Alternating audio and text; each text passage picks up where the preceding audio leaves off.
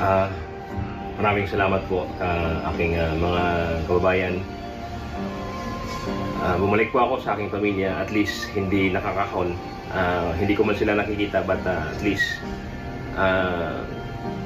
naiyakap ko sila. At sabi ko, anak, ay proud ako na naging isang sundalo, kasi ang pagiging sundalo ang naging daan para mabigyan ko kayo ng magandang buhay at mapagpaaral ko kayo. Kaya kahit na wala ako na nakikita, ay gagawin ko pa rin ang aking makakaya para mapatapos kayo sa pag-aaral at maabot ninyo din ang inyong mga pangarap ba ng araw. Kaya hindi na, uuwi na si Papa. I'm coming home. Coming home. Sapat na siguro yung 2 mata na ibinigay ko para sa ating